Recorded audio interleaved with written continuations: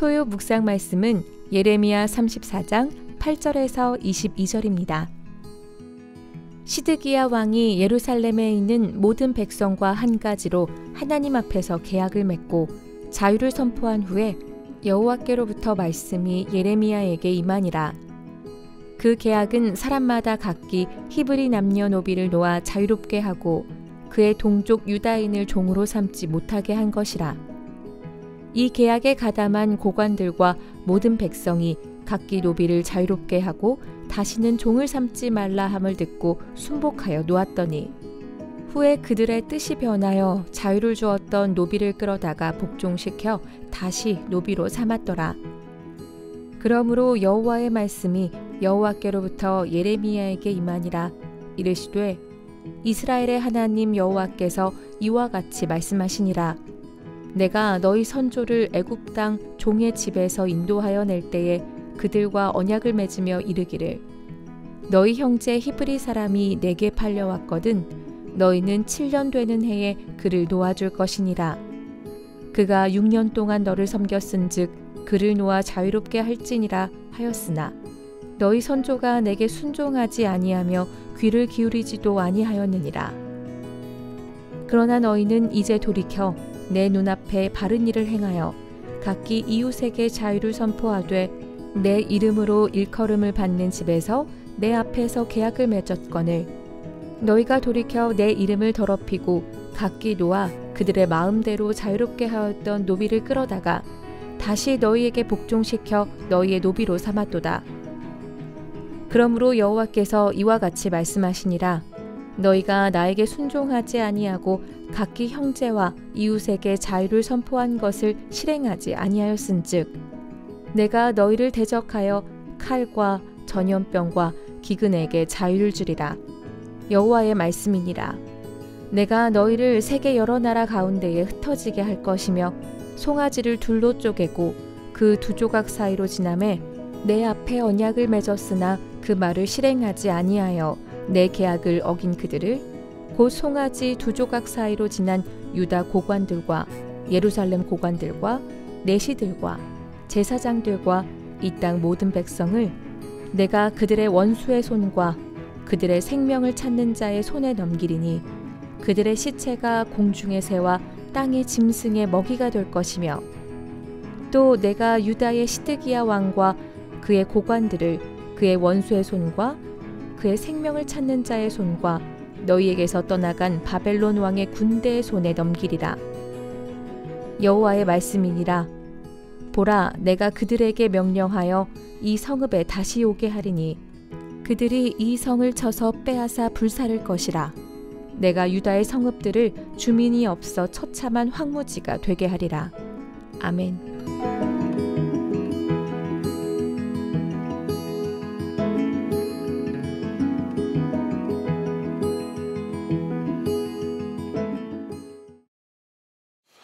오늘 여러분들과 함께 예레미야 34장 우리 8절에서 22절 말씀 우리 함께 살펴보도록 하겠습니다. 요즘 선교철인데요. 많은 분들이 이제 선교를 가시는데 저도 선교에 가서 선교지에서 사람들에게 예수님의 복음을 전하다 보면 예수님을 믿지 않는 사람들로부터 이런 질문을 종종 받을 때가 있습니다. 예수님을 믿으면 많이 힘들고 어렵대요. 교회 가면은 지켜야 될 내용들이 너무 많이 있고 하지 말라는 내용들이 너무 많이 있어서 그것들을 모두 지키기 힘들어서 교회에 가지 않는다라고 말하시는 분들이 많이 있습니다.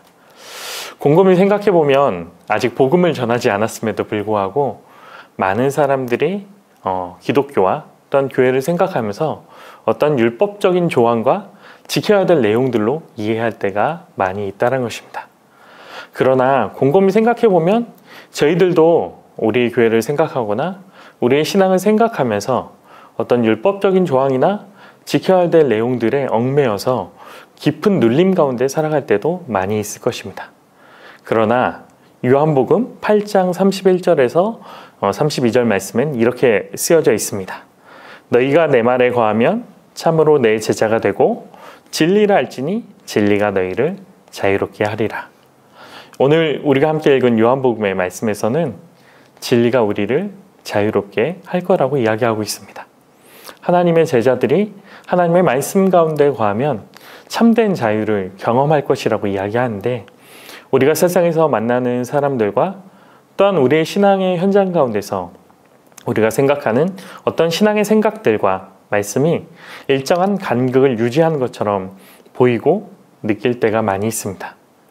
오늘 예레미야 34장 8절에서 22절 말씀을 통해서 우리가 갖고 있는 이러한 생각의 간극들, 삶의 간극들을 조금 더 가까이 메워 나가면서 특별히 그리스도인들에게 주어진 자유가 무엇인지 좀 한번 같이 생각해 볼 수 있는 은혜 시간이 될 수 있게 간절히 바랍니다.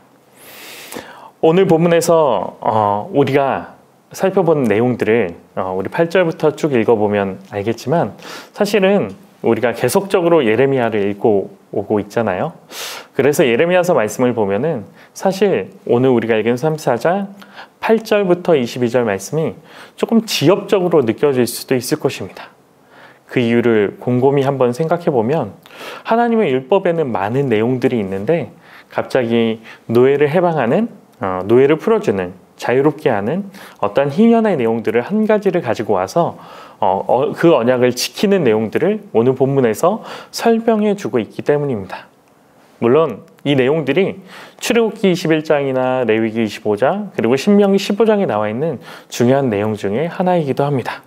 그러나 그 많은 율법과 많은 미시파트 중에서 한 가지를 가지고 나와 마치 이스라엘 백성들이 언약을 지키고 중요한 언약의 내용으로 언급하고 있다는 것들이 조금 의아하게 생각할 수도 있을 것입니다.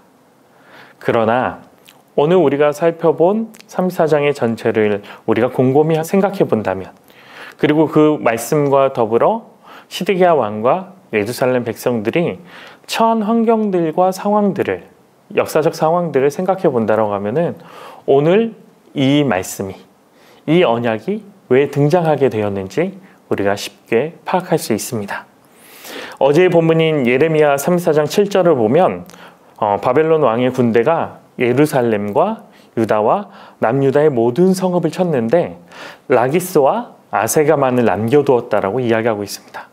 사실 라기스와 아세가는 예루살렘에서 가까운 성입니다. 라기스는 예루살렘에서 남서쪽으로 40km 정도 떨어져 있는 성이고요. 아세가는 예루살렘에서 남서쪽으로 20km 정도 떨어져 있는 성이라는 것입니다. 이 맥락에서 7절의 맥락에서 8절 이후를 생각해 본다라고 하면은 예루살렘 성이 바벨론 군사들로 인해 모두 다 둘러싸여져 있다는 것들을 알 수 있습니다.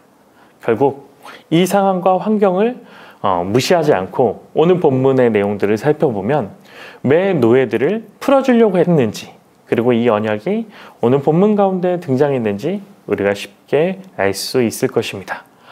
그래서 이 본문의 내용들이 왜 이 내용이 등장했는지를 세 가지로 합축해서 설명할 수 있을 텐데요.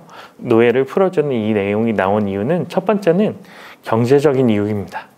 왜 경제적인 이유가 등장하냐면요, 사실 노비를 데리고 있다는 것들은 그 노비의 먹고 사는 문제를 책임지는 것입니다. 우리가 열왕기 상하나 역대상하를 통해서 우리가 알다시피 그 당시에 시드기야 왕이 주변에 바벨론 군사들이 예루살렘 성을 진쳤을 때 당시 예루살렘 성 안에서는 먹을 것들이 부족했습니다. 그렇기 때문에 경제적으로 노비를 많이 갖고 있는 사람들은 이 노비를 소유하고 있는 것만으로도 큰 부담이 되었을 것입니다. 왜냐하면 그들이 먹고 사는 문제를 해결해 줘야 되니까요. 두 번째로는 군사적인 이유일 것입니다. 당시의 노예들은 군사에 징집되지 않았습니다. 전투에 징집되지 않았다는 거죠. 그렇다고 하면 일시에 노비들을 모두 다 풀어주고 자유인으로 만들어준다라고 한다면 그 노비들이 이스라엘 백성들에게 있어서 또 다른 군사의 한 그룹이 될 수 있을 것입니다. 그렇기 때문에 군사적으로 전략적으로 노예들을 풀어준 것입니다.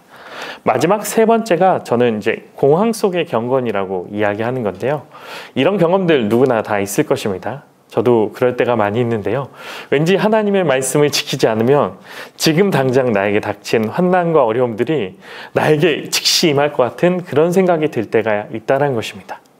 오늘 본문 속에 나와 있는 예루살렘의 백성들도 마찬가지였다는 것입니다.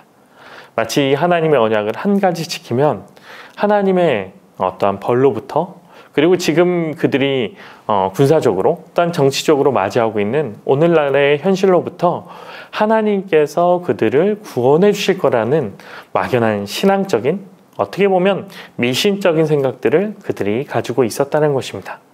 저는 이 세 가지가 모두 종합적으로 이스라엘 백성들에게 작용했을 거라고 생각합니다. 그 얘기를 가장 대표적으로 나타내는 것들이 예레미야 3, 4장 11절입니다. 예레미야 3, 4장 11절에 이렇게 써 있습니다. 후에 그들이 뜻이 변하여 자유를 주었던 노비를 끌어다가 복종시켜 다시 노비로 삼았더라. 11절은 후에 이들의 마음이 변했다라고 이야기하고 있습니다. 히브리어 성경은 더 직접적으로 이야기하고 있는데요. 너희가 돌아섰다. 그런데 너희가 turning back 했다라고 바로 이야기하고 있습니다. 그 이유가 사실은 오늘 본문은 아니지만 예레미야 37장 5절에 나와 있습니다. 예레미야 37장 5절의 말씀이 이런데요. 바로의 군대가 애굽에서 나오매 예루살렘을 에워쌌던 갈대아인들이 그 소문을 듣고 예루살렘에서 떠났더라. 바로의 군대가, 이집트의 군대가 바벨론을 대항하기 위해 그들의 지역에서 벗어나자 그 소식을 들은 바벨론의 군대들이, 예루살렘을 포위했던 그 군대들이 돌아갔다라는 것입니다. 그런 일시적인 현상들로 인해 이스라엘 백성들은 지금 본인들에게 닥친 환난들이 모두 다 벗어났다라고 생각해서 다시 노예들을 되찾고, 노예들을 본인들의 풀어졌던 자유인 노예들을 본인의 어떤 노예로 귀속시키고 있다는 것들을 볼 수 있습니다. 하나님은 이 상황에서 예레미야를 통해 다시금 이들에게 심판을 말씀하십니다. 하나님을 오만하게 생각하고 하나님의 말씀을 본인들이 통제하고 어떤 필요에 따라 받아들였던 이들의 삶을 향해 다시금 하나님께서 예레미야를 통해 심판과 저주의 말씀을 시작하고 있으신다는 거죠. 그런데 특별히 하나님께서 이번 말씀을 통해서 출애굽의 사건을 통해서 이스라엘 백성들에게 이야기하고 있는데요. 먼저 이 언약이 언급된 맥락을 설명합니다. 이 노예를 풀어주는 언약을 이야기합니다. 하나님은 이스라엘 백성들을 출애굽 사건을 통해서 이집트의 노예로부터 벗어나 하나님의 자유로운 백성으로 살아갈 수 있도록 허락해 주셨습니다. 그래서 우리가 출애굽기의 사건을 쭉 살펴보면 하나님께서 출애굽기 20장에서부터 10계명의 말씀을 이야기하시거든요. 그리고 21장부터는 미슈파트 이야기를 이야기하고 있습니다. 어떤 법률들을 이야기하고 있다는 거죠. 그 과정들을 곰곰이 생각해 보면 하나님께서 이스라엘 백성들을 출애굽시키시고, 그리고 나서 그 이스라엘 백성들에게 십계명과 하나님의 말씀들을 이야기하시면서 그들에게 새로운 정체성을 부여해 준 것입니다. 내가 너희를 종에서부터, 노예로부터 벗어나게 했고, 이제는 노예가 아니라 하나님의 백성으로 살아갈 수 있게 허락해 주었으니, 너희를 구원했으니 이제는 전혀 다른 정체성을 가진 하나님의 백성으로 살아가야 된다고 이야기하고 있다는 것입니다.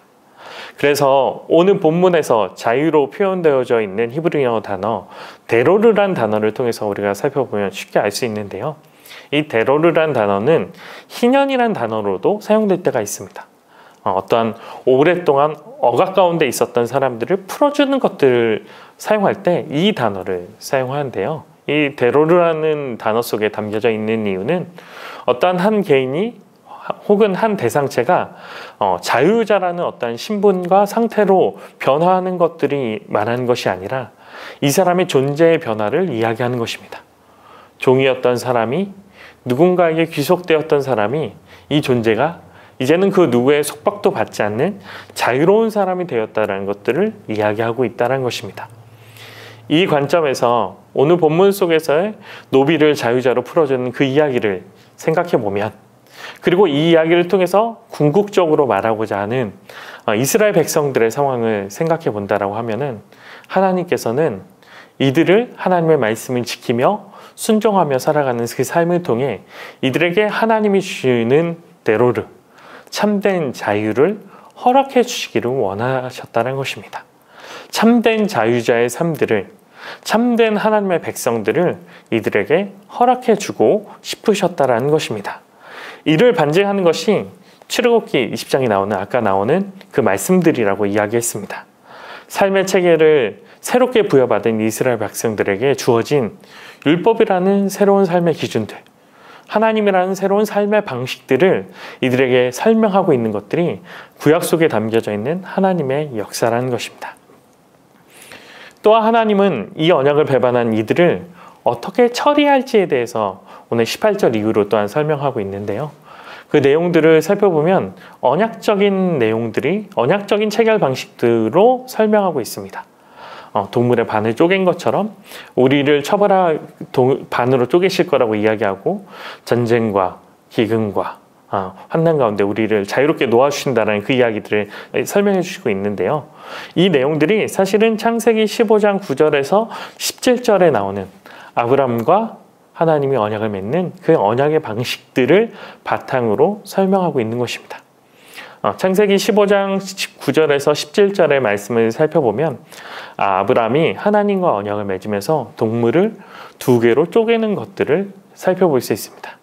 그 동물을 2개로 쪼개서 언약을 맺는 방식들은 이 언약의 의미가 담겨져 있는 것입니다. 내가 너 사이에 있는 이 계약들과 이 언약을 지키지 않으면 이 동물이 반으로 쪼개졌던 것처럼 나도 그러한 처벌을 달게 받겠다라는 그런 언약적 의미, 또한 고대 근동의 그러한 언약적 체결 의미가 담겨져 있다는 것입니다.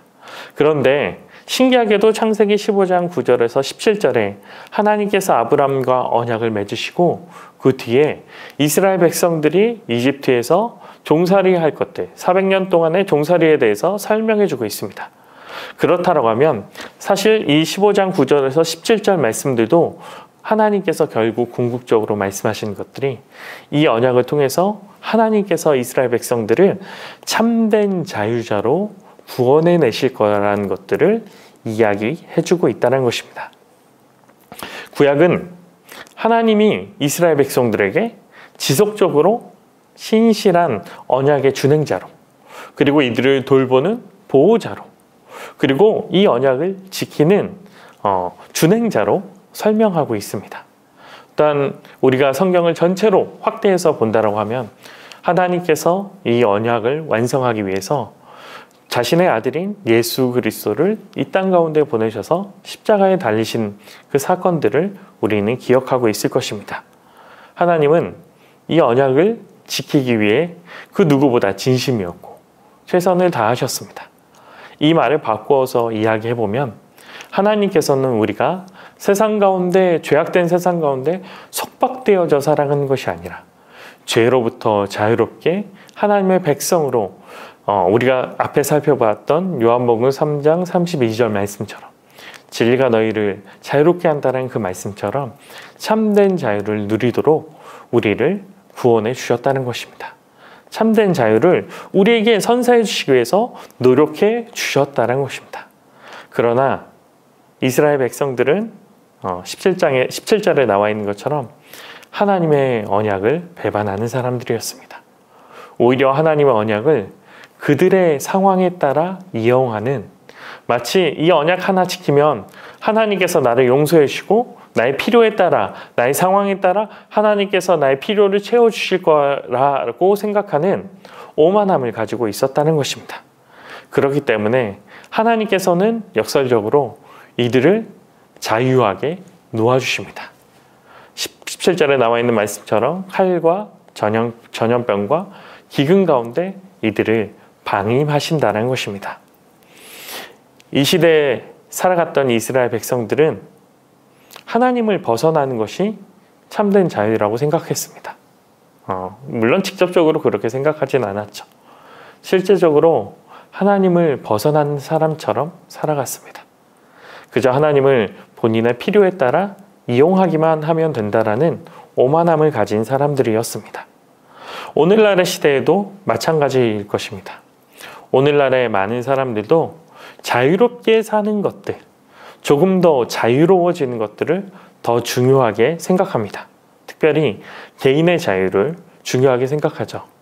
그래서 많은 사람들이 제도를 바꾸고 기술적으로 많은 발전을 이룩해냈습니다. 그러나 시간이 지나고 제도가 바뀌고 기술이 발전하고 우리가 생각하는 자유의 방해물이라고 생각하는 것들이 점점 없어지면서 우리는 더 자유로울 거라고 생각합니다. 물론 일정 부분 자유함을 얻을 것입니다. 그러나 우리는 참된 진짜 자유를 마주하고 있진 않습니다. 우리가 스스로 우리 인생과 삶을 통제할 거라고 생각하지만 실제로 인간은 자신의 삶 하나조차 통제하지 못하는 어리석은 사람입니다. 주변에 있는 환경들 때문에, 주변에 있는 상황들 때문에, 또한 사람들 때문에, 그리고 물질 때문에, 세상 때문에 우리가 자유롭다고 생각하지만 우리의 자유들은 쉽게 붕괴하는 것들을 알 수 있습니다. 또한 인간의 제도와 기술들도 마찬가지입니다. 인간의 좋은 제도들이 마치 사람들의 삶을 더 안락하고 참된 자유를 누리게 만들어 줄 것처럼 이야기하지만 인간의 기술들이 인간을 더 자유롭게 하고 마치 유선 이어폰에서 무선 이어폰이 돼서 내가 자유롭게 이동하고 자유롭게 움직이면서 내가 자유롭게 할 것처럼 느껴지게 말하지만 사실 실제의 삶들은 참된 자유를 우리에게 선사해 주고 있지 않습니다. 우리는 이전보다 더 자유로운 시대를 살아가고 있다고 생각하지만 그 안에서의 결핍과 어려움들과 갈등과 불편함들을 경험하고 있습니다. 그 이유는 무엇이죠? 바로 인간의 제도와 기술이 그런 것들을 선사해 주지 못합니다. 바로 인간의 제도와 기술에도 죄의 문제가 해결할 수 있는 죄의 문제를 해결하지 못하기 때문입니다. 죄의 문제를 해결할 수 있는 어떤 제도나 기술은 없기 때문입니다. 그 사실들은 역사적으로도 증명되어져 왔습니다. 가장 대표적인 게 사실은 양차 세계대전이겠죠. 인간의 뛰어난 이성과 기술이 인간을 가장 고통스럽고 수많은 사람을 죽이는 가장 무서운 도구로 변해왔습니다. 오늘날도 마찬가지입니다. 오늘날의 기술들이 우리의 삶을 더 풍족하고 풍요롭게 만들 거라 생각했지만 실제는 더 많은 문제들과 아픔들을 우리의 삶 가운데 가지고 왔다는 것입니다. 죄의 문제를 해결하지 못하면 우리 인간에게는 참된 자유가 존재할 수 없습니다. 그러나 세상을 창조하시고 통치하신 하나님, 그리고 우리를 위해 십자가에 달리신 예수님이 역사하신 복음은 다릅니다. 갈라디아서 5장 1절에는 이런 말씀이 있습니다. 그리스도께서 우리를 자유롭게 하려고 자유를 주셨으니 그러므로 굳건하게 서서 다시는 종의 멍에를 매지 말라. 우리의 참된 자유는 죄의 멍에로부터 벗어나게 하는 것입니다. 죄가 망가뜨린 방식에서 벗어나는 것입니다. 제가 왕노릇하는 세상의 방식에서 벗어나 하나님의 방식대로 살아가는 것입니다. 세상이 정해놓은 어떤 규정된 어떤 존재로서 살아가는 것이 아니라 하나님의 백성으로, 하나님의 자녀로 살아가는 것들이 우리의 삶에 있어서 참된 자유자의 삶일 것입니다. 그것은 그 삶을 살아가기 위해서는 바로 하나님의 복음 가운데 나아가는 것입니다. 하나님의 복음은 십자가에 달리신 예수님은 우리에게 참된 자유를 주셨습니다. 죄인이 아닌 하나님의 자녀로 살아갈 수 있는 하나님의 자녀의 자유를 우리에게 허락해 주셨습니다. 복음은 또한 우리의 삶에 있어서 세상의 헛된 것들이 아니라 썩어 없어질 것들이 아니라 하나님의 나라를 소망하며 살아갈 수 있는 삶의 비전들을 우리에게 제공해 주었다는 것입니다. 복음은 죄로 얼룩진 우리의 삶의 유일한 희망입니다. 복음은 고통 가운데 신음하고 있는 우리의 삶 가운데 이 고통을 벗어나 하나님의 삶을 살아갈 수 있게 하는 유일한 길이고 방법이라는 것입니다. 그렇기 때문에 우리는 복음을 통해서 율법의 준엄함, 어떤 규율과 그 억압 가운데 살아가는 것이 아니라 하나님의 율법과 하나님의 명령 가운데 담겨져 있는 하나님의 거룩한 삶을 살아가고 또한 새로운 삶의 가치와 새로운 존재로서 살아갈 수 있게 하는 새로운 눈을 우리에게 허락해 준다는 것입니다. 사랑하는 3일의 성도 여러분, 이 토요일날 이 새벽 묵상을 통해서 여러분들의 삶이 이런 참된 자유를 누릴 수 있길 바랍니다.